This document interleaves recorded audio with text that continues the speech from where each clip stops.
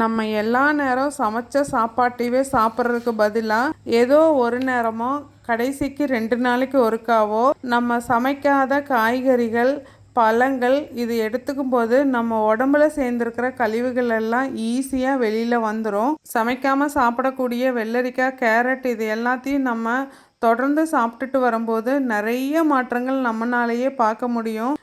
இதில் தான் பார்த்தீங்கன்னா உயிர் சத்துக்கள் நிறைஞ்சிருக்கும். ஆனால் இதில் நிறைய ரிஸ்க் இருக்குங்க. இதில் உள்ளுக்குள்ளே புழு இதெல்லாம் இல்லாத மாதிரி பார்த்தும் சாப்பிடணும். அதே மாதிரி இது எல்லாத்துக்கும் ஒத்துக்குமாங்கிறதும் தெரியாது.